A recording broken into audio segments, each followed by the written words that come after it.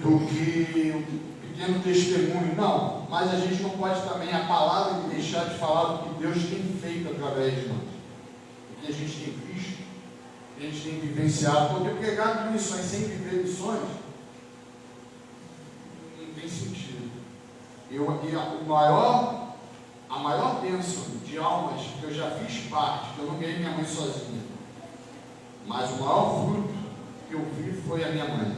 Minha mãe era alcoólatra, e fazendo um grupo de irmãos, oração e jejum. Minha mãe ficou liberta. Não tenho vergonha de falar isso, mas o maior presente que eu já orava pela minha mãe, e não sabia mais o que falar com Deus. Eu falava, não deixe minha mãe ficar. Já tinha tentado suicídio várias vezes. A última eu abandonei a escola dominical, falei com os irmãos, minha mãe estava abrindo os 2 cursos. E comecei a orar e me senti impotente. A estratégia foi, irmã, vamos, se a gente não entrar na brecha pela nossa mãe, ninguém entra. Forma um grupo de oração e vamos. E aí a gente entrou, e naquele propósito, quando terminou, cumpriu-se o que Jesus falou. Ele é a solução, né? Então, assim, se o Filho vos libertar, verdadeiramente sereis livres. João 8, 36. Uma mulher que acordava com vontade de beber, quando ela foi livre, ela podia passar, tinha que andar distante, como o AA que ela tentou, mandava ela ficar distante de qualquer estabelecimento que fornecia bebida alcoólica. Mas quando o Filho libertou, ela podia passar.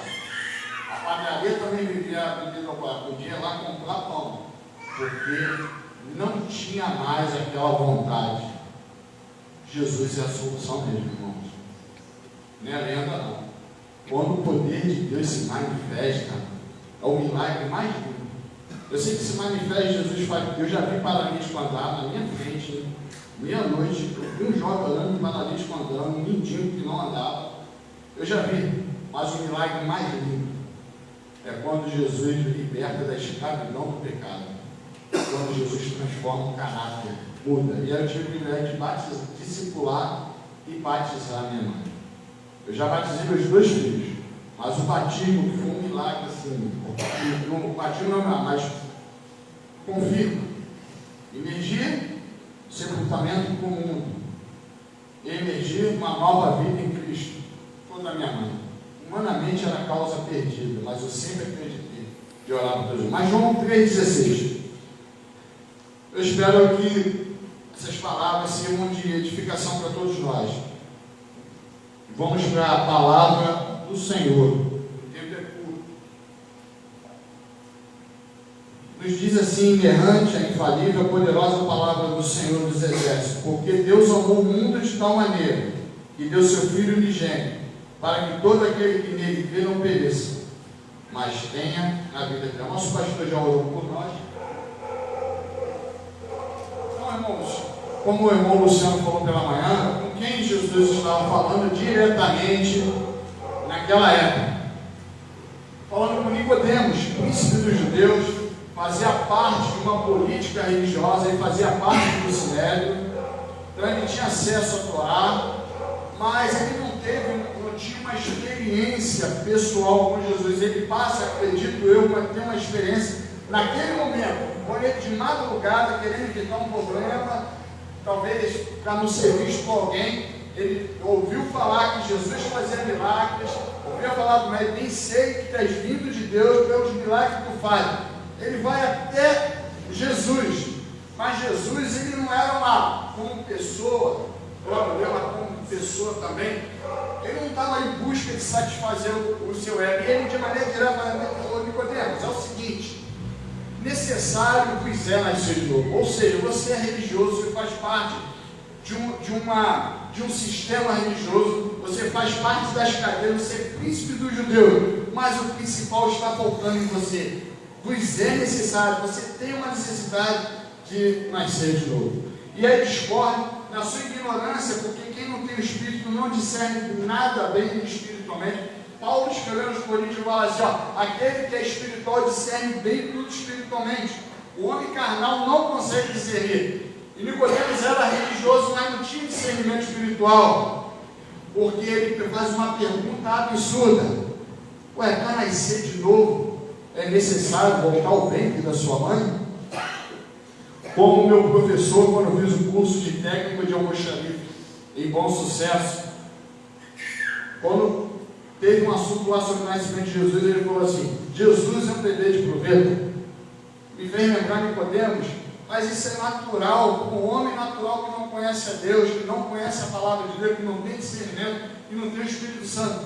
Mas aí, irmãos, para ganharmos tempo, nós vamos ver que Jesus fala algo brilhante, que é o texto áureo para alguns da Bíblia. Quando Jesus fala para ele assim: Nicodemos, porque Deus amou o mundo de tal maneira que deu seu Filho unigênito, para que todo aquele que nele crê não pereça, mas tenha vida eterna. Então a finalidade de Deus, o objetivo de Deus agiu como primeiro missionário, porque missões existem porque Deus agiu como missionário. Deus agiu como missionário enviando Jesus. A finalidade de Deus, o objetivo de Deus, não é uma teologia universalista, que diz que no final de tudo até Satanás vai ser salvo. Não, mas é que todo homem esteja salvo, como disse o profeta. A vontade de Deus é que não é que o homem padeça, que o homem vá para o inferno, mas tem uma alternativa para o homem, tem uma necessidade, é preciso crer, mas não numa fé simplesmente intelectual como Nicodemos tinha, não simplesmente numa fé emotiva como o diabo crê e estremece, mas uma fé de uma experiência pessoal.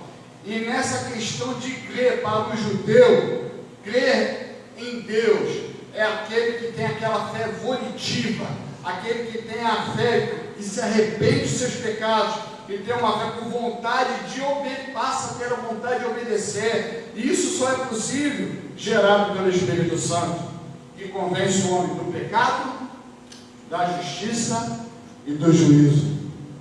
Então, que amor é esse? No original, meus irmãos, não consegue definir.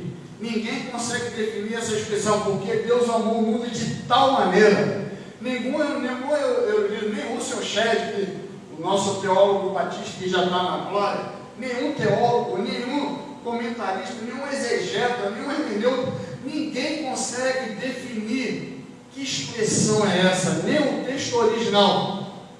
Amou de tal maneira. Sabe por quê? Ninguém pode dimensionar o amor que Deus tem por toda a criação, porque o texto aqui está querendo dizer, além do homem que é da coroa da criação, mas por toda a criação, que deu seu Filho unigênito. Ninguém pode dimensionar esse amor pela criação, principalmente pelo homem. A sua altura, a sua largura e a sua profundidade. Paulo, isso desenha uma cruz. A maior expressão do amor de Deus e de Jesus está na cruz do Calvário. E a palavra de Deus prova o seu amor por nós, em que Cristo morreu por nós, sendo nós ainda pecadores. Mas, irmãos, o tema, eu quero parabenizar também aqui, ficou muito bonito, o tema pela junta, mas o trabalho aqui é muito bonito. A solução é Jesus. Quais são os... Eu tenho língua presa, mas a palavra que eu quero dizer é problema dos problemas da humanidade. Quais são? Que sempre existiu. Primeiro, irmãos, Satanás. Satanás nunca deixou de ser uma dificuldade para o homem. Nunca deixou. E essa palavra solução, olhando no dicionário, significa aquilo que resolve, aquilo que resolve e soluciona um problema, dificuldade, etc. Então, quando Deus fez o homem, antes de ter o pecado original, colocou lá no jardim do Éden e falou assim: olha, de tudo você pode comer, menos daquela árvore do conhecimento do bem e do mal, mas você fica aqui na terra para lavrar e guardar. Aí pesquisa, parece uma coisa tão simples, lavrar e guardar. Lavrar todo mundo sabe, os irmãos conhecem mais do que eu, moram no interior, cultivar a terra, plantar, colher, usufruir daquilo. Mas quando você vai para a palavra guardar no dicionário Aurélio, quando eu fui pela primeira vez que eu peguei nesse texto, ficou no meu coração, significa vigiar. Quando o verbo guardar significa vigiar, significa ter responsabilidade. Era isso que Deus estava falando. Você vigia. Irmãos, eu imagino, eu acredito, porque só os milagres de Jesus, se fosse contar todos, não teria páginas. Deus nos deu a Escritura, a mão sagrada, na sua soberana vontade, o bastante para a gente ler, mas eu imagino que Deus ainda falou muito mais, uma linguagem mais detalhista. Olha, você toma cuidado, tudo isso aqui, mas você vigia. Deus não é covarde de deixar o inimigo ao derredor sem orientar, como Ele nos orientou, olha, sede sóbrio, vigiai, porque o diabo, vosso adversário, ao derredor, bramando como um leão, a quem possa tragar. Então eu acredito que Deus orientou Adão e Eva ali, mas eles desobedeceram. E ele, esse arco inimigo, é um problema, é uma dificuldade, não foi só para Adão e Eva, para cada um de nós hoje não. A orientação que a gente vigiar, ele já foi uma dificuldade, um problema nas regiões celestiais. Ele era um anjo, né, que regia o coral celeste, né? Ele só estava abaixo de Deus e do Filho de Deus, mas deixou a soberba tomar conta do seu coração, e ele se rebelou contra Deus, e ele foi expulso do céu. Agora, os dias dele estão contados, e esse dia está se aproximando, porque a Bíblia diz que o inferno foi preparado para o diabo e os seus anjos, mas ele continua trabalhando por enquanto, e tentando levar a quem ele pode levar para ir com ele, né? Então hoje também ele é uma dificuldade. Ele tem 3 verbos que ele sabe fazer muito bem, porque a essência dele é má. Ele não é dotado de arrependimento, como diz os teólogos universalistas, dizem que ele não vai se arrepender. A essência dele é má e ele já está sob maldição eterna. Mas os 3 verbos ele sabe fazer muito bem: matar, roubar e destruir. Então, como vencer esse inimigo?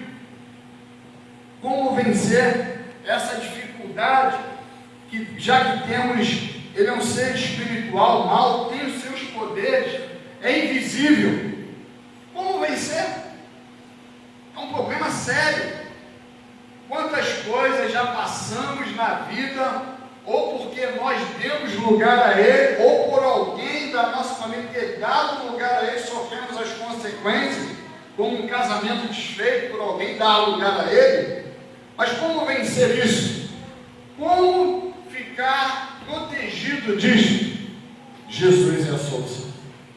O diabo é um problema, e já está derrotado, mas a gente não pode fechar os olhos e dizer que ele é uma coisa boa. Ele é um problema. Nós não sabemos o que, por exemplo, ele está preparando, tentando contra esta igreja, mas a gente tem que estar vigilante. Nós não sabemos o que ele pode estar preparando contra o seu e o meu casamento, mas nós temos que estar vigilantes. Enfim, o que ele puder atingir aquilo que Deus instituiu, ele vai lutar com estratégias, sagazmente, com astúcia, para tentar atingir. E você acha que o campo missionário é uma coisa que Satanás gosta?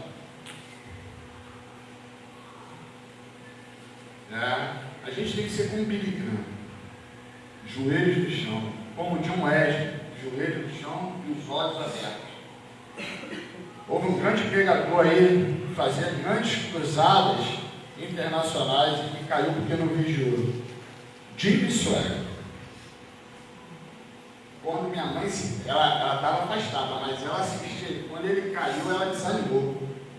Ela ficou tão decidida. Quanta gente ficou desanimada?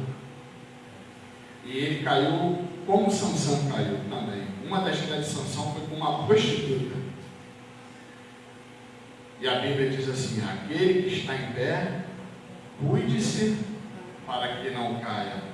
E a Bíblia diz assim: não deixe lugar ao diabo. Então a gente não quer ficar falando muito dele não, mas a gente tem que ter consciência que ele é um problema. E Pedro diz assim, olha, lançando sobre Deus, né, toda a nossa ansiedade, porque ele tem cuidado de nós. E quando a gente fica ansioso, acontece o que está no versículo 8, que Deus não quer que aconteça, nós perdemos a sobriedade. E quando a gente perde a sobriedade, a pessoa fica ansiosa, fica cega. E ela pode estar vulnerável a alguma cilada do inimigo. Quando a nossa faculdade mental estamos tão ansiosos, não está funcionando bem, a gente não consegue discernir muito bem o que é certo, o que é errado, a gente não consegue enxergar um palmo na nossa frente, e a Bíblia diz assim, lançando sobre ele toda a vossa ansiedade, porque ele tem cuidado. Por que a gente tem que lançar ansiedade sobre Deus? Porque ele cuida verdadeiramente de nós. Aí diz assim, mas sempre sóbrios, vigiai, porque o diabo, o vosso adversário, anda bramando como um leão procurando quem possa tragar. Então a ansiedade pode nos deixar vulneráveis a um ataque do inimigo. A partir do momento que ela se torna intensa e por algum momento pode ser fatal, perdemos a sobriedade. E aí compromete o nosso raciocínio.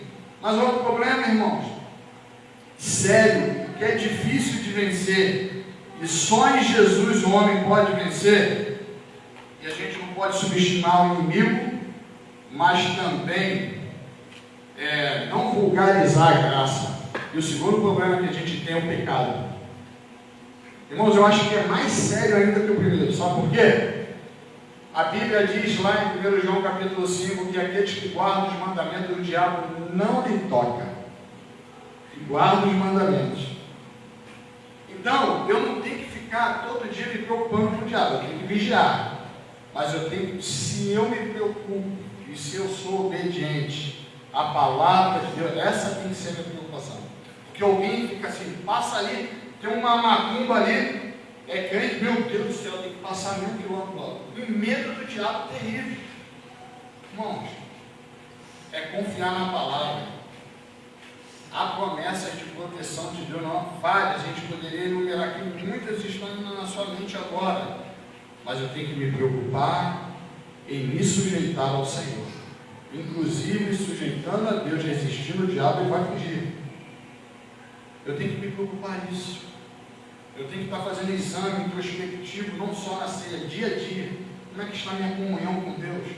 Como é que está a comunhão com a igreja? Como é que está a minha comunhão com o Senhor? Como é que eu estou com relação ao campo missionário? Só participo, só na época de campanha, enfim. O meu trabalho, minhas atitudes está glorificando o Senhor.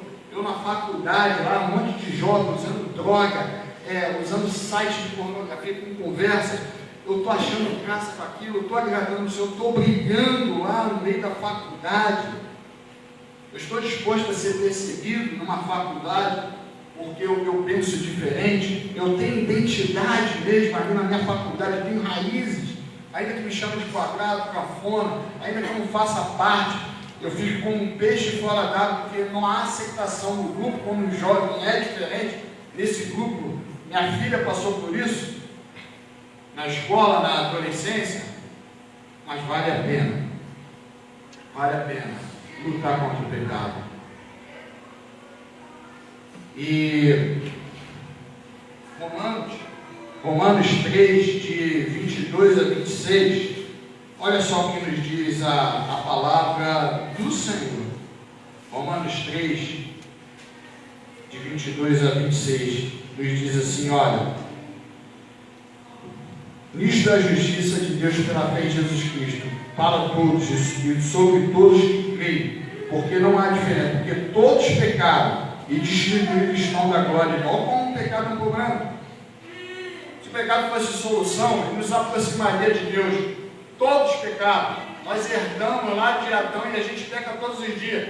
E fomos destituídos da glória de Deus. Ou seja, Deus nos ama, mas não é um pecado. Nós só temos a reconciliação com Deus, a comunhão com Deus, mérito de Jesus Cristo. Ele é o ministério da reconciliação. Mas o pecado é um problema sério. Aí diz assim, sendo justificado gratuitamente pela sua graça, pela redenção que há em Cristo Jesus, ao qual Deus propôs para a propiciação pela fé no seu sangue, para demonstrar a sua justiça pela remissão dos pecados dantes cometidos, sobre a paciência de Deus, para a demonstração da sua justiça nesse tempo presente, para que ele seja justo e justificador daquele que tem fé em Jesus Cristo. Jesus é a solução. Nós somos justificados em Cristo, a justiça de Deus vem sobre nós, agraciada por causa de Jesus, porque Jesus é a única. Eu gostei até da expressão da irmã também, que falou assim: só Jesus Cristo é a solução, porque só Ele mesmo. Quem é que tem solução para vencer o maligno? Tem psicologia para isso? Tem líder religioso para isso? Quanto ao pecado, também tem alguma fórmula? Só Jesus. Irmãos, o pecado é uma desgraça.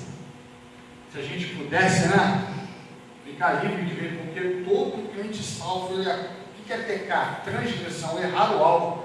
A gente que é salvo, irmãos, a gente acorda pensando em acertar. Mas quantas das vezes a gente pega e a gente se entristece, e a gente pensa como maldito, como eu sou miserável, como eu sou, que nesse corpo habita o pecado. Mas, graças a Deus, irmãos, a Bíblia ainda diz assim: olha, pecado é um problema tão sério que diz assim: se dissermos que não temos pecados, somos mentirosos. Olha que problema sério. Enquanto estamos aqui na terra, herdamos isso, tem que lutar contra isso, carregar isso. Se dissermos que não temos pecado, não há verdade em nós. Agora, qual é a solução? É Jesus. Verso 9, 1 João 1,9: se confessarmos os nossos pecados, a solução, Ele é fiel e justo, não só para nos perdoar os pecados, mas nos tornarmos limpos, nos purificarmos de toda injustiça. Meu irmão, você e eu, por mais pecadores que nós somos hoje, mas quem nós éramos antes, era escravos do pecado, há uma diferença muito grande. Quando Davi diz que no santuário ele via a glória do Senhor, a formosura do Senhor, eu entendo, sabe como é que é? Quando eu vejo você, eu vejo a formosura de Cristo. Se você estava no mundo, você não teria esse rostinho que você tem hoje, o brilho de Jesus no seu olho. Por mais que você seja pecador, as suas atitudes seriam muito mais pecaminosas, porque nós éramos escravos, éramos escravos do pecado e do próprio Satanás, que Paulo escreve aos Efésios, capítulo 2, lá no início: eu fazia a vontade das potestades do ar, dos demônios, e estava cego. E isso acontecia conosco quando nós, quem regia a nossa vida era o inimigo, mas agora quem rege a nossa vida é o Espírito Santo de Deus.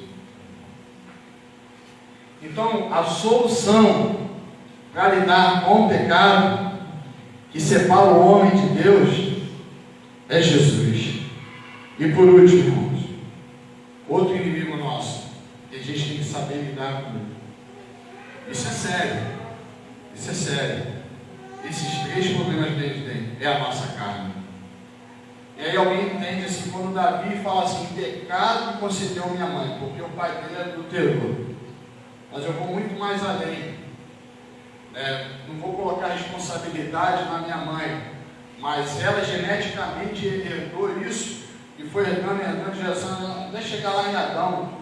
Nós herdamos lá do pecado original, porque a gente já nasce pecador. A gente já nasce pecador. E chega uma certa idade que isso é tão evidente que Salomão diz assim: até a criança se sabe se ela é boa ou má. E às vezes quando a criança dá um tapa na cara do pai, tem gente que acha graça, que bonitinho. Quando xinga o palavrão, que bonito, tem que ser corrigido na hora. Com moderação, Com moderação.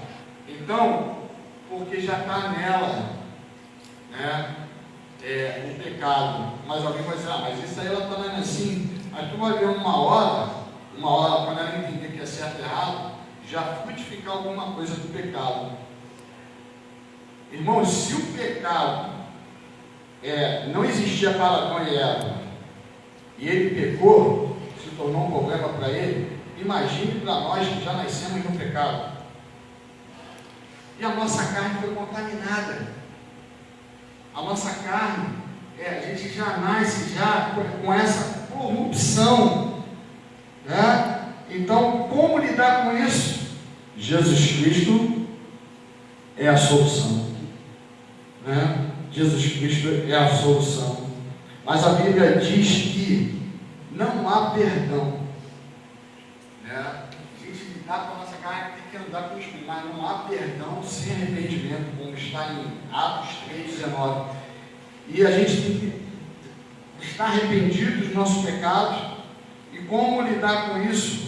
Paulo enfrentou isso em Romanos 7, 15 e 16, diz assim, olha, 15 e 16 diz assim, porque o que eu faço não aprovo, pois o que eu quero, isso não faço, mas o que eu aborreço, isso faço. Olha o problema que é. E se faço o que não quero, consinto com a lei que é boa. Então, no verso 19 diz assim, porque não faço o bem que quero, mas o mal que eu não quero faço. Onde é que está esse mal? Na minha carne. Mateus 26, 41, Jesus falou assim, vigiai e orai, porque o espírito está preparado, mas a carne é fraca. Se a gente pudesse ser livre desses 3 problemas, né? Seria muito bom aqui. A luta continua. Não temos o problema mais da escravidão, do pecado. Não temos mais o problema de lavado e remido pelo sangue do Cordeiro. Não somos escravos do diabo, mas temos que saber lidar com isso, fugir disso. Agora, irmãos, um dia isso vai terminar. A solução é Jesus Cristo. Com relação à carne, qual é a solução? A Bíblia diz, 1 Coríntios 15, 50. 15, 50. Quer ver um outro problema da carne? Olha só, muita gente que quando estava no mundo, batia tambor, virava à noite. Mas quando a gente, por exemplo, vai fazer as coisas para Deus, cansa rápido. O culto está terminando tarde hoje. O pastor está se alongando hoje.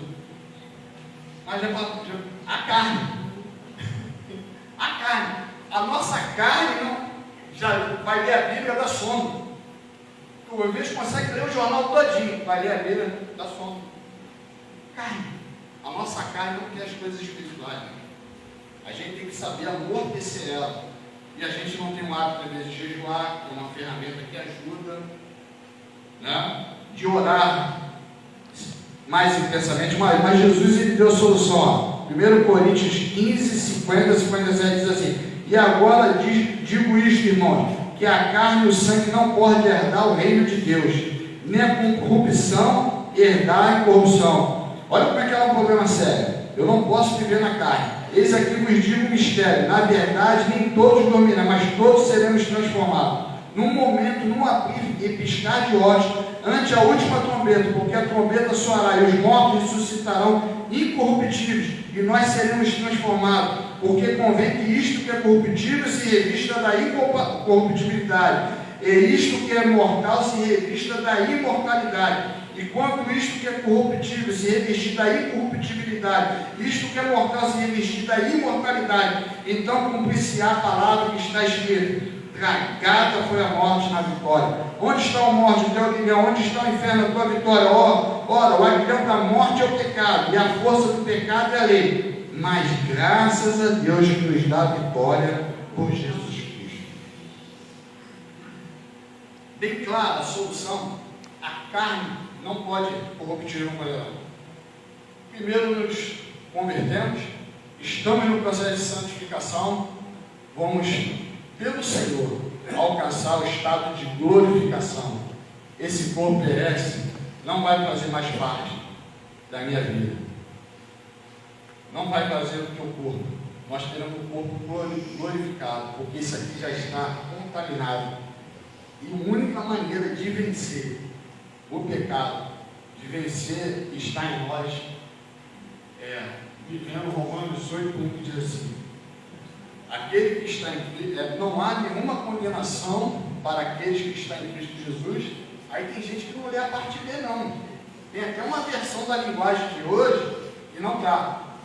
que é muito por aí, que não andam segundo a carne, mas que ele anda segundo o Espírito.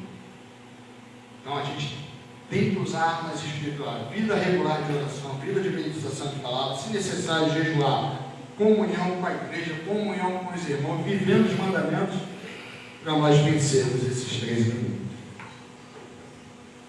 Vencendo esses três inimigos só em Jesus Cristo. Então, que Deus nos ajude.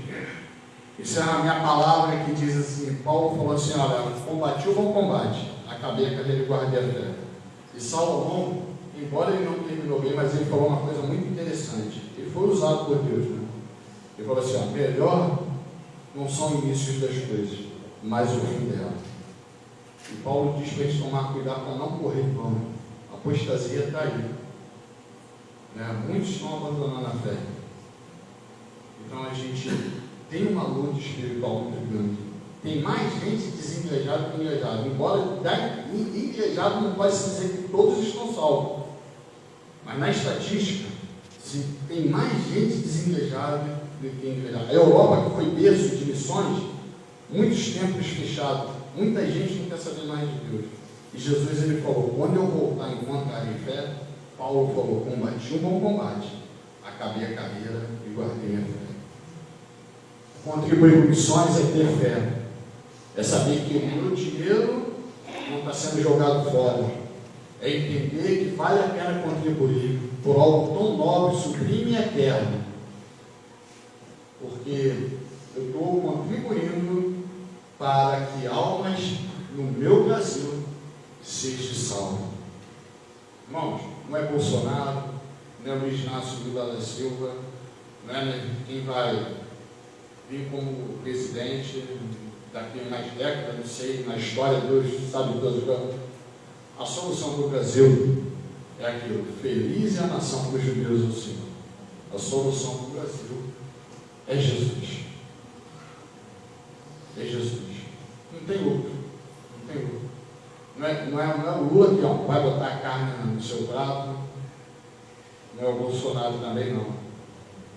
Quem vai botar o arroz, o feijão, o ovo, a carne, seja o que for, é o Senhor, que é o nosso pastor, e nada nos faltará. Pode estar a crise que for aqui embaixo, o céu não fica em crise. Guarda isso no teu coração. A crise pode ficar aqui. Deus não perde o controle. Aí se a gente passar por uma dificuldade, como o Paulo falou, foi instruído tanto a ter fartura como padecer necessidade, a gente não vai passar sozinho, a gente vai passar com o Senhor. Mas Ele vai suprir as nossas necessidades segundo as suas riquezas em glória e amor por Cristo Jesus. Filipenses 4:19. Amém? Não